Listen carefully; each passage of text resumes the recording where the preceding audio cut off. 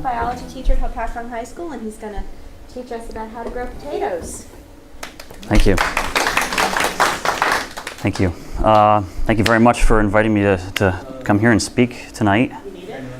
Otherwise, it's just a disembodied voice. That's probably better. As Ms. Bond said, I'm a biology teacher here at the high school, and but my interest in gardening really started at a young age, growing up on my parents' farm in Sussex County, up in Wantage. I grew up on just a small farm. It's only 16 acres, which, compared to other farms, is just a little backyard farm. And I know that at the time growing up, I actually hated gardening. My father would say, before we went to work, the chore for today was to weed the garden. My sisters and I would have to go weed the garden in the middle of the summer in the hot and the mosquitoes, and it was the worst thing in the world. And it's just funny how things change, because now it is the thing I look forward to the most, going there and weeding those rows. It looks perfect when I'm done, and you just you find a lot of enjoyment in growing things. So in the course of growing up on our little farm, I had a chance, as I got older. My parents kind of encouraged me to just experiment, just grow whatever you think you want to grow, and I was able to take a little bigger piece of land and till it and try whatever I wanted. And as I grew up, we had always been raising pigs and sheep and cows that we showed at the county fair every summer up in Augusta. And I started, once I was over the age of 18, no longer showing animals in 4-H, I started entering vegetables and flowers into the vegetable and flower shows up the fair, which just was always a lot of fun. And I realized that when you get ribbons for your entries, you actually get money. And the more things you enter, the more ribbons you get, and the more money you can make. And I just, all the money I made, I put into a jar, and that would be my money for seeds for the following year. And it was great. It was just always a lot of fun and a lot of enjoyment. But anyway, I want to tell you about potatoes because it's one of my favorite things to grow. And do you know what you call a potato that is reluctant to jump into boiling water? Yeah, there are such potatoes. They're called hesitators. They laughed. That was good. That was good. Thank you. Anyway, so I want to tell you a little about potatoes, and because I'm a biology teacher, I do want to share with you a little bit about the biology of the plant, and then different varieties that exist. It really is one of the easiest things to grow, but you have to have patience, because unlike other things you grow in the garden, you don't see it growing. It's growing underground, so you have to wait all summer long. But it's great when you actually can harvest them. So anyway, this is just a picture of a couple different types, and I'll go into more detail on different types in a minute. Did you grow those potatoes? No, you know what? A lot of these I just pulled pictures off the web. I have grown all of those varieties that were shown there, but I actually never had pictures of the potatoes that I've grown. So I just got pictures to show you examples anyway. So that's our ultimate goal, right? To get from the garden to on the table and to have something to eat. And so of course there's all different types of things you can do with potatoes, but how do we grow them? The plant, when you start growing potatoes, really just looks like a leafy dark green plant, and midsummer it grows big enough. It'll have some really nice flowers on it, actually. I've seen potato plants that have had white flowers or purple flowers, really depending on the type of potato that you're growing. But again, you don't know what's going on underneath.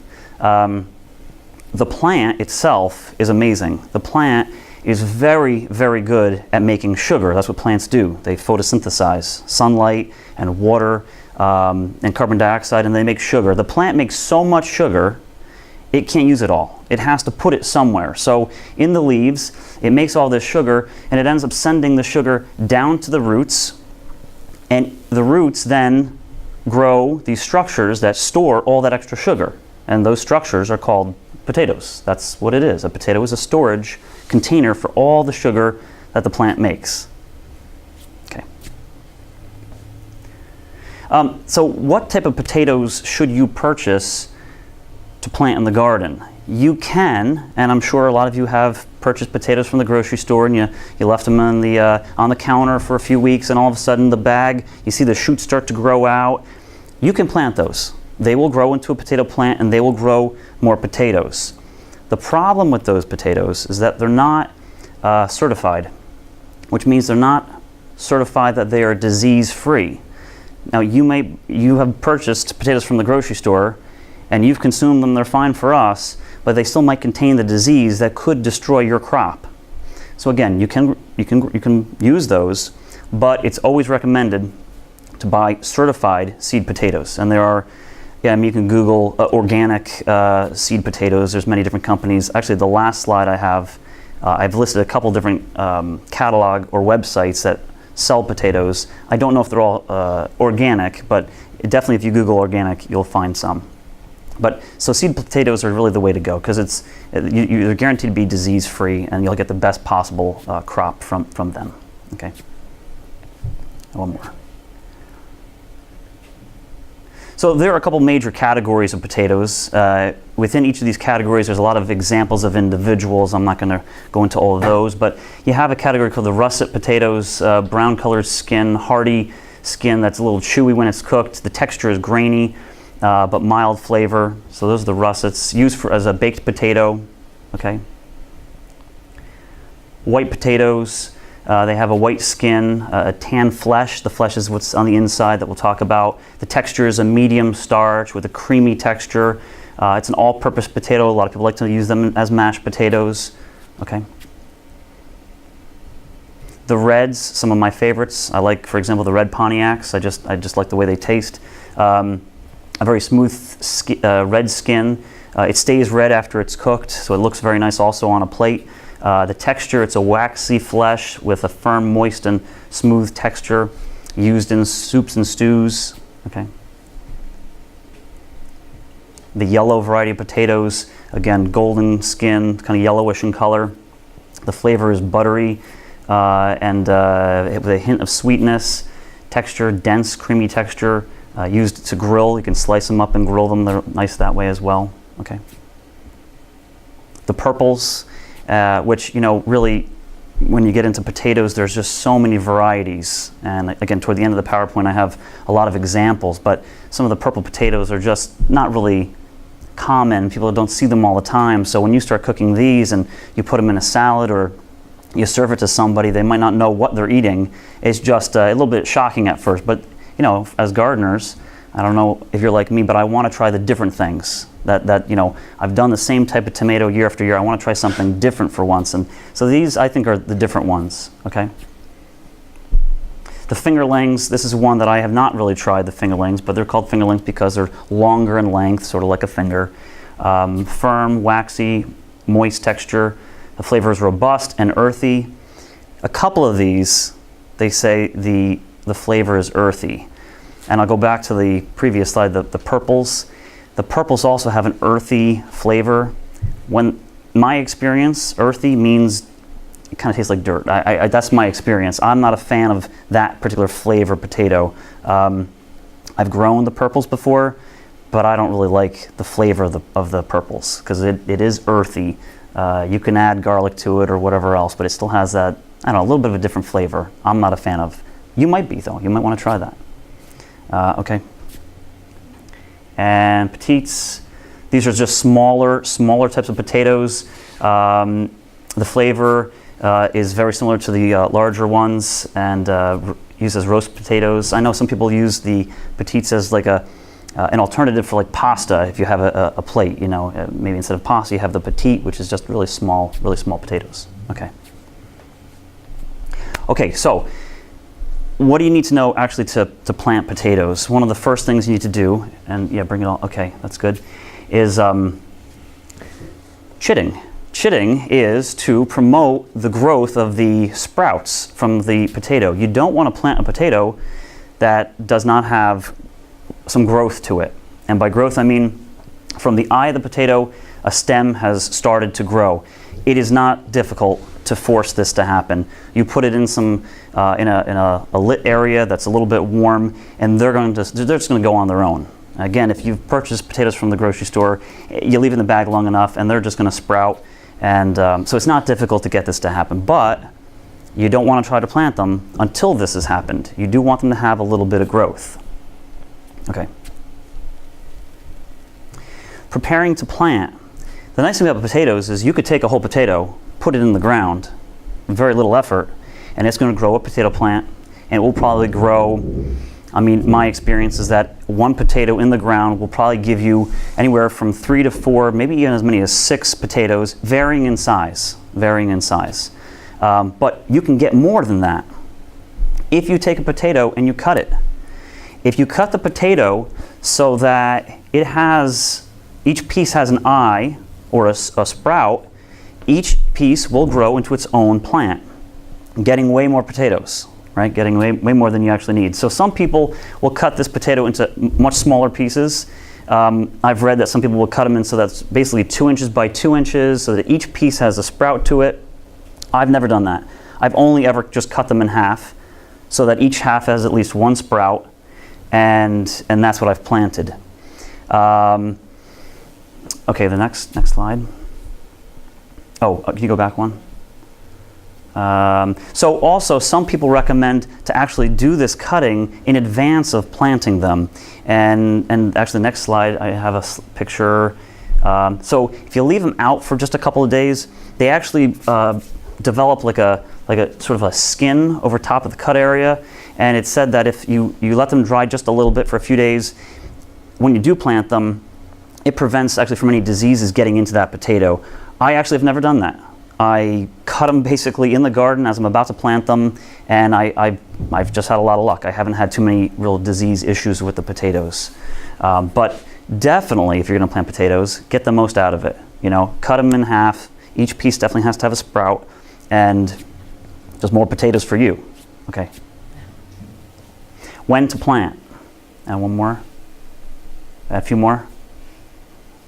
Yeah. So when to plant. The important thing when to plant is that you're avoiding frost. You want to make sure that you're planting definitely after the last frost.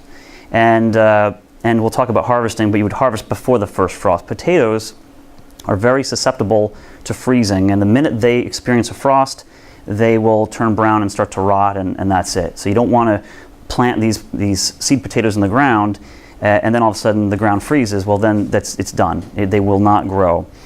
So definitely after the last frost. Temperature, I think one more time, 50 degrees for the soil temperature. Really, right now, or even a few weeks ago, you could have gotten away with doing it. Although I think we had some cold temperatures recently. So you got to just pay attention to the weather. They grow pretty quick, and they're going to grow all summer long. And I'm going to show you how to tell when they're ready to harvest as well. But as long as you're avoiding the frost, you should be good. Okay. Where to grow potatoes? You can grow them really anywhere. I've been by your garden, which is absolutely incredible. I was saying that I've driven by it probably 100 times because I coach at the high school. My runners are constantly running, and I honestly didn't know it was there until just recently, and then I realized, oh my gosh, I've passed this 100 times. It's right there, and it looks incredible. And I'm going to talk also about alternative ways to grow potatoes if space is small. If you don't want to take up your whole plot and you just want potatoes just in a corner of the plot. But really anywhere you can grow potatoes. Some key numbers would be 3 inches deep, 12 inches apart within the row, and one more time, 20 inches, the row should be 20 inches apart. You can play with those numbers a little bit, but definitely 3 inches deep, 12 inches apart gives you enough space so that when that plant grows, the potatoes are developing under the soil. They're not kind of running into each other. It gives them plenty of room. Okay, next one.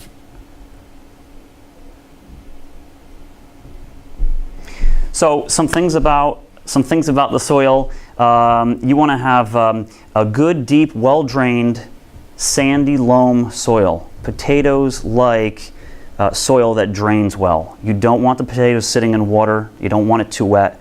I myself even have tried adding some sand to the soil. At my parents' house, we had very clayey soil. Potatoes do not like growing in clay. They won't grow that well. So I've added sand to really loosen it up and some more organic compost to enrich the soil, but definitely soil that drains well. Potatoes like a little bit more acidic soil, anywhere from 5 to 7 on the pH scale if you test your soil. And also you'll find out that a little more acidic soil for potatoes actually helps prevent one of the diseases I'm going to talk about with potatoes. Organic material, they like, without using fertilizers. If you compost, and I don't know if you compost, but if you compost is great to add to the soil to help actually with the drainage and also just add the organic matter to the soil, and they really like that. So, okay. So when you plant your potatoes, there's a couple different ways to prevent the potatoes from being exposed to sunlight. You do not want your potatoes exposed to sunlight, and I'll tell you why in a minute. But one method is called earthing up. If you plant your potatoes in a row, you can actually go down the row with your hoe and add soil to the top of the potatoes. They're going to continue to grow up. No matter how much soil you put on top of them, the shoots will continue to grow. So you can't overdo it. As long as the shoot is growing up, you can keep on mounding soil around it. Another way to do this, next slide, is just to use mulch, like mulch hay or straw. It's actually probably the easier way. It's much easier to take a bale of straw and shake the straw around the plant than it is go down with the hoe, adding soil to it. So I've done both methods actually. So this one is also good because mulch is going to help keep moisture in the soil. But again, the sunlight, very important. Next slide, please. And you can't add too much straw, by the way. You just can't overdo it. As long as that green shoot is still coming up, you can keep on adding mulch. Okay. So here's a key thing that a lot of people really don't realize. Potatoes cannot be exposed to sunlight, because if a potato is exposed to sunlight, they will turn green. And the green portion of the potato is actually toxic. It can make you very sick. It can cause hallucinations, neurological damage, digestive issues, and actually death. So it's real important. And I mean, if you get potatoes from the store, you should definitely cut that part off. Don't use it at all. It's just not good. So you want to avoid sunlight hitting the potatoes. And they have a tendency, like if you just mound up, earth up with the soil, sometimes it rains and the soil settles a little bit, and all of a sudden you go out there one morning and, well, there's a potato popping through the top of the soil. You realize, I got to get out there. I got to put more soil on top or mulch, because the sunlight will hit it. They will turn green, and you definitely don't want that. Okay. So as the plant grows, you're going to see, this is a great picture right here. The green shoot is coming up, nice, really dark leaves, doing what it does. Midsummer, they're going to start producing flowers. And the production of flowers is a good indication that potatoes are being formed underneath the soil. Because remember, you don't know what's going on, and that's one of the things that I always liked about potatoes. I mean, you have to have patience, and you're waiting, and I can't wait to find out what's underneath there, when I'm going to get to look. But as the flowers grow, the potatoes are there, right? They're growing in size, because the plant spends all summer long making sugars, okay? So there are a couple problems growing potatoes. I'm going to tell you right now, I'm not trying to scare you off of potatoes. I add the 3 that I think are probably common that you might experience, but there's some simple solutions to avoid some of these things. So the first one is just moisture. The potatoes, like I said, they don't like to sit in water. So a lot of people, and I do this myself, and again, it's labor intensive, I will literally mound the soil up into a row, and I'll plant the soil in the mound. And that way water can drain down. You're not just planting just in the ground without mounding the soil where the water will sit. So that's a great way to avoid rot and allow the soil to drain. Okay? So another pest that can affect potatoes is called the eel worm. I have had this affect my potatoes. And basically these worms, they don't like to move very far. They won't move very far. But when they get around potatoes, they will burrow in the potato, and it causes the potato to rot. And, well, there goes your potatoes. So you want to avoid this type of worm. Easy fix. Rotate the location of where you plant your potatoes. It's a recommended 4-year rotation. If I plant it here this year, I'm not going to plant it here again until the 4th year. And by doing that, I've had a lot of luck. And my garden, The last garden I had, I was living up in Newton, it wasn't a very big garden, and I simply just rotated, I'm talking maybe only 5 feet away, and I've avoided this particular pest. But rotation is actually going to come up a couple times in the things that can affect potatoes. So rotating your crops is a big one. Okay. The blight is another one that if you start reading about potatoes, you're going to hear a lot about. I want to say, since I've been growing potatoes, maybe 2 years out of however many years I've had this. Blight is a fungal disease that affects the plant. It actually, you'll see it in the leaves first. They turn a little yellowish, and not the type of yellow where the plant is dying off at the end of the summer. It's a yellowish, a brownish, it crinkles up.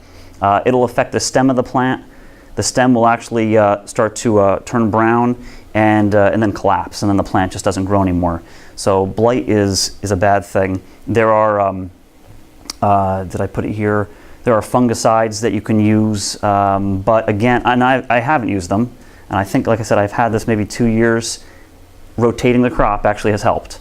Drier summers also helps to keep down on the fungus that would cause blight. So, but that's blight. Yeah, go ahead.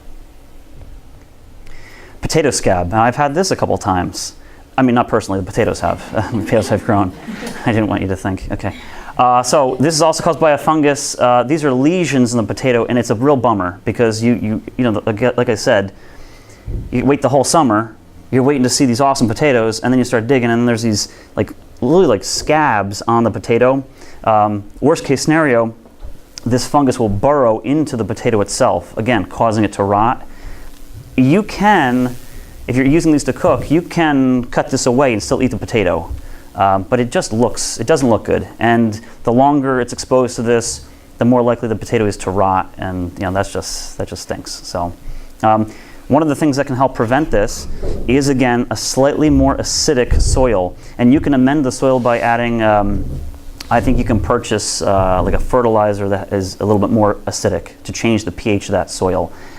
I've never done that. Again, for me, it's just been constantly rotating the position where I plant them, and I've kind of tried to avoid this particular one. So, okay. And then you get to the best part of all. And when I say the best part, I know I was telling Kelly's class today, I get a little overexcited about this, but it is like, I imagine myself just digging for gold, because that's exactly what it is. You start moving the soil. The first time I did this, I just used my hands, and I'm on my hands and knees, and I'm just moving the soil away, and I'm like, and I didn't know what I was going to get. The first time you grow anything, you're like, oh, well, maybe it'll grow, maybe it won't. I start moving the soil away, and I'm like, I just couldn't believe it. All these incredible potatoes I had grown. I was very excited. I am still very excited about it. It is awesome because you don't know, the whole summer you're waiting, you start digging, and then you get all these potatoes. The preferred method is just use a pitchfork. My experience, don't put the fork in right near the plant, because then you will go right through the potatoes. You want a nice whole potato that's not destroyed. So you put the fork in off to the side. Maybe if you are using mounds, to the side of the mound.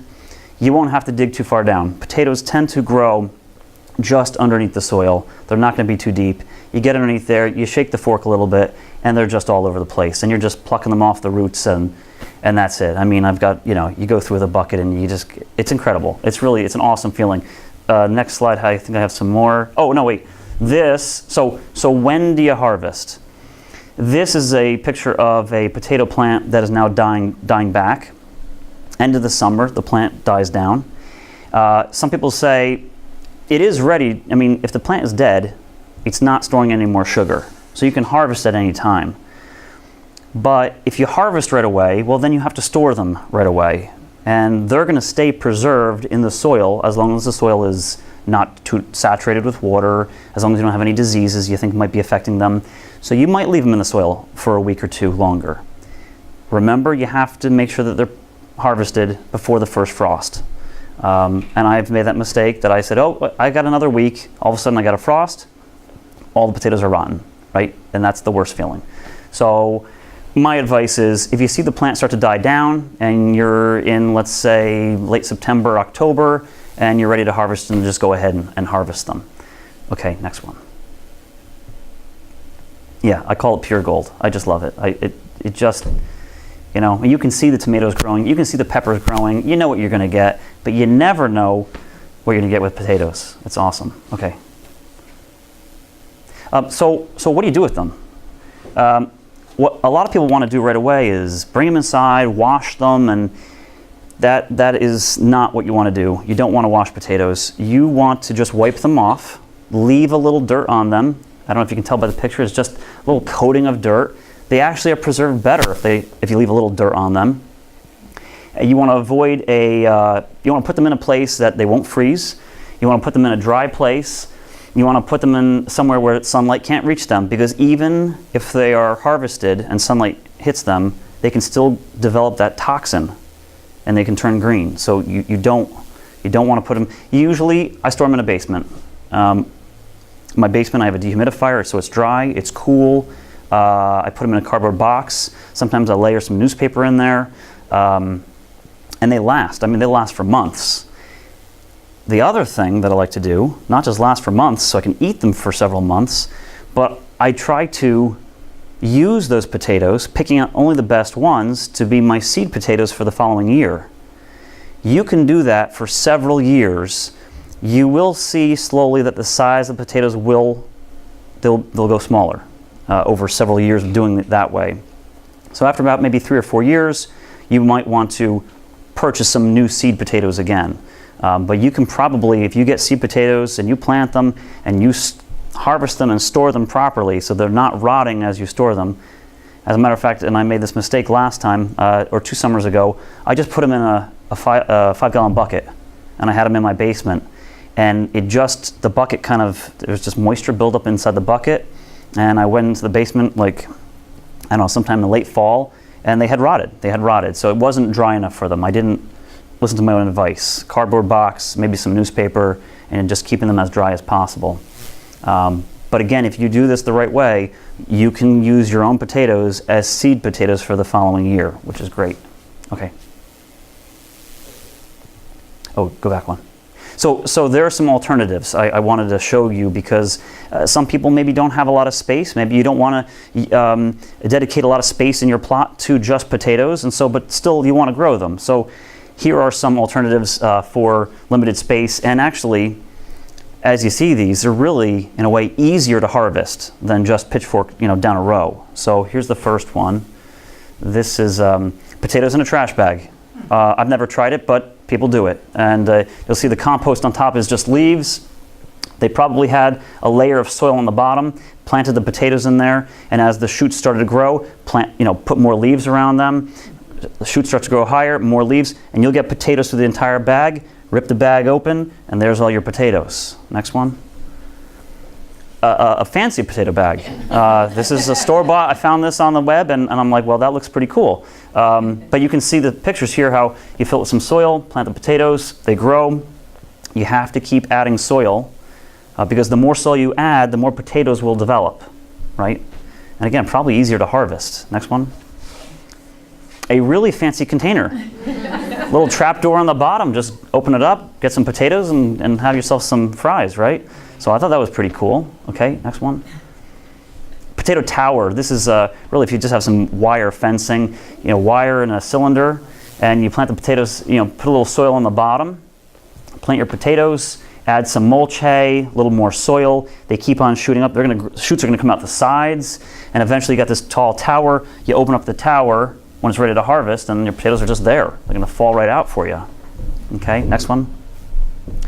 Potatoes in a tire. Now, tires are not necessarily recommended to keep anyway, because I don't know if you know anything about tires, but tires inside the rim here, if you leave them outside, you're going to get a lot of water inside there. And mosquitoes in New Jersey love the water inside of a tire. The nice thing about this is if you start filling these with soil, there is no water inside. It's soil inside. I've never tried this method, but what I like about it is it's just very easy. And these people even named, put the name of the type of potato on the tire itself. You just knock off one tire, you get some potatoes, knock off another tire, get some more potatoes. It's something different if you have tires, okay? These, well, we'll go back. This one, Yukon Gold, and red Pontiac. These are the two that I grow most often because it's the easiest to find these seed potatoes. I mean, I've seen these in Home Depot. I've ordered these online. They're very easy to grow. I really enjoy eating the red Pontiacs. Of course, that usually is why we pick certain varieties of things, because we enjoy them. Kennebec is another one that I know is very popular because when I enter vegetables in the fair, I see a lot of people growing Kennebecs. I've never tried the Kennebecs, but these do grow very well around here in New Jersey. But if you start looking at potato varieties, it blows your mind to see how many different types of potatoes there are. From color variations to flavors, it's unbelievable. So I've added a few more in. We can go pretty quickly through these. Magic Molly, that was in honor of you. Purple variety, right? Next one. Another one, back one. This one's called Purple Viking. It's a purple skin with a white flesh on the inside. I really like the way this looks. And as I'm looking at some of these, I'm like, man, I really want to try some different ones myself. Next one. German Butterball, a very yellowish flesh on the inside.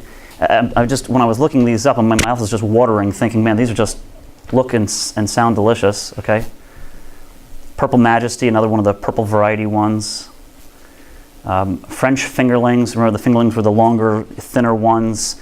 And some of the descriptions, if you look in, I don't know if you're like me, but I get the Gurney's catalog, the big Gurney's catalog, and it comes in the spring, and I just sit there looking at all those pictures of all those, fruits and vegetables, but the descriptions are really neat. This one, rose pink skin and creamy yellow flesh splashed with pink makes this variety as beautiful as it is delicious. You want to buy it, you want to eat it, of course. They got me sold already.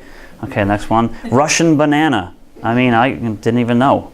I guess you have to cook it in a hurry. I don't know. That's because I said Russian.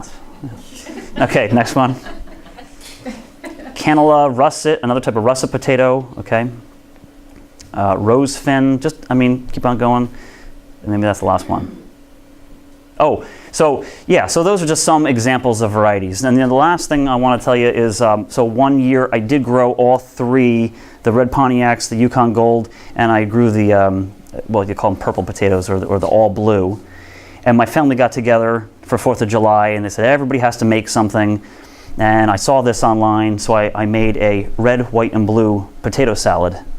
And they seem to like it. Although, that purple one is a little earthy. I don't know. That one I don't like so much. But there's all kinds of things you can do with different varieties of potatoes. So, okay.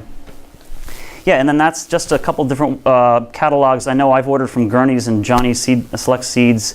This is a new one for me, and Park Seed I think I've also ordered. The biggest selection I found was with Gurney's. Huge selection, although I went on their website today and a lot of the varieties are already sold out because a lot of people have already planted potatoes at this point. So, but anyway, I printed out basically some of the key points to planting potatoes, and it lists these websites. If you're interested, they're over there, and that's it. Again, thank you very much for letting me come here and talk about potatoes. I have a question. Yes, questions, sure. So when you put the seed potatoes in, Yeah. and then you're going to mound up more dirt on top, do they grow down lower than where the seed potatoes are, or is it there as you're mounding dirt and they're growing in that new dirt that you're putting in? So the seed potato itself is the energy source for that plant to grow. The seed potato, like if you cut it, like I recommend cutting them, the piece that you cut, that'll eventually rot away. That just holds on to the energy for that plant to start. And then as that rots, the roots will develop. The roots really are relatively shallow roots. They don't grow very deep. So you don't need a lot of depth underneath them. Well, it's recommended that you do have light, fluffy soil. You definitely rototill it, definitely turn it over.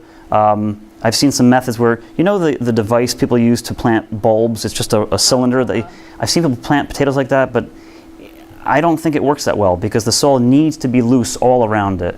So the roots kind of just grow out to the sides. So you do want to pile up the, earthing up on those roots. They won't grow too far deep though. No, they won't. Yeah, because even when you go to harvest them, you'll see the potatoes are really right there just underneath the surface of the soil. Yeah. Yes?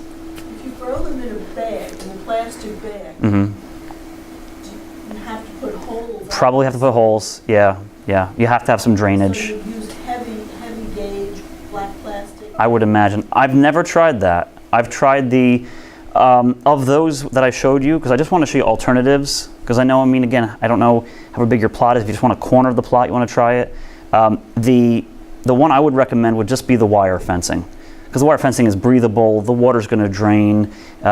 It's growing up tall, and you're going to just open up the fencing at the end of the summer, and there are all your potatoes. Putting the potatoes on ground level You would. with the wire? What I would do is this is what I would do. I would probably dig out a little bit of a spot, probably a few inches deep, put the wire cylinder in that hole, fill back some soil, and plant the potatoes. Again, they have to be about 3 inches deep. So I wouldn't just plant at soil level. I would definitely add more soil inside that cylinder. And then as the shoots grow, you're going to maybe add some more soil, maybe add some more mulch hay. They're going to keep on growing, more soil, more mulch hay. And you probably need a pretty good diameter, because if they grow... They will spread. I don't think I had a diameter on there. I would probably do probably 1.5 foot diameter to give them, enough room at least. Yeah. And I've tried that one, and that one works okay. It's just that one, you're shoveling the soil in, whereas just mounds, rows and mounds, you're using your hoe to bring the soil up. But definitely also want to get a bale or two of straw or mulch hay, because you're going to use that, so that sunlight doesn't hit the potatoes. So with that technique, you're going in from the top, right? Yes. When you're adding soil? Yeah. So Yeah. you don't want to make it too tall, otherwise you're going to be... Correct. Yeah, that's true too. Yeah, absolutely. Yep. So yes. How many hours of sunlight? Is it like tomatoes, 8 plus? So or 6+ hours. okay. But the more sunlight, the more sugar, the bigger your potatoes. I mean, if you ever seen pictures of the potato fields in Idaho, and Idaho's known for the potatoes, it's big, huge fields, lots of sunlight all day long. Definitely full sun, 6 or more hours, and the more the better. If you have an area that is a little shady, it's just you might not get the full size potatoes you're looking for. So yeah, definitely. The other thing I wanted to mention, because I started growing potatoes in soil that was a little bit more clayey, when you have soil that's a little bit more like clay, the shape of the potatoes can be very interesting. They will grow in the direction of least resistance, and I've had some really odd looking potatoes. So if you have some just really good soil, they grow their normal shape, oval, round, or whatever. But if the soil's a little bit different, don't be surprised if you're, it sort of looks like one and then another one, and it's just sometimes weird.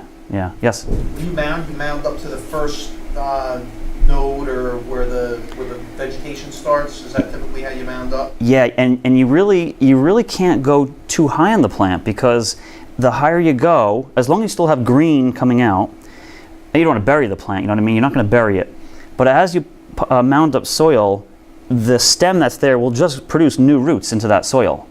So now you have the roots on the bottom where that seed potato started. You mound more soil. Now there's more roots for more potatoes, right? It keeps on growing. You mound up some more soil or even mulch hay. It might produce more roots. That's why that tower system works real well, because as that thing grows, you keep on putting more around it. It's going to produce more roots, areas to really store more sugar for more potatoes. So you can mound up to a couple feet high? You could. I mean, if you look at some of those cylinders, they were probably, 4 feet tall. And the shoots are coming out the sides. The only thing to remember is it's not going to produce potatoes if it doesn't have green leaves that it can trap sunlight. So you definitely, you don't want to bury it. But I would say for the first year that you do this, as I've done also, don't go crazy, mounding. Plant your seed potato, earth it up a little bit, put some mulch hay on it, and then just leave it. And if you see that after a heavy rain the soil has gone away, maybe put some more soil or mulch hay, but don't go crazy and just see what happens. Gardening is really sometimes an experiment. You want to see what works every year. What works for me might not work for you, and vice versa. But definitely I would start just with the simplest method of plant that potato. And I said it originally, they are really one of the easiest things to grow. I have had years where I'll go out in the garden and I just got a late start, in the spring, and I already see the shoots growing from potatoes that I just never found in the soil. I must have left them there. I didn't do a good enough job. I got too excited with the big ones. I forgot the small ones. And the shoots are coming up. And if I just left it, they would grow another potato plant. I guess they didn't freeze or they didn't rot over the wintertime. And I guess the other thing to say is, through all of this, potatoes are really resilient. I mean, you know, I said make sure the water doesn't pool and the acidity and all that. You can plant them anywhere, and most of them are going to grow. It's amazing. It's one of the reasons why it's one of the most widely grown crop in the world. It feeds millions of people, and it's just easy to grow. So, Ever have any issues with potato beetles? not so much with beetles myself. Really, the eel worm, a little bit of the blight, and the potato scab, definitely. A couple times I've had that. The beetles, not so much. Although I usually have a beetle trap, but I don't know if that's the same. I don't recall ever having a specific potato beetle on the plants. It could be because of rotation, but I mean, they're not really soil. I don't think they're in the soil, so I don't know if the location or rotation is going to change how they affect the crop, but I've not had a problem with them. So that's it. Yeah. Good luck if you decide to try them. Thank you. Thanks. That was great, thank you. Thank you.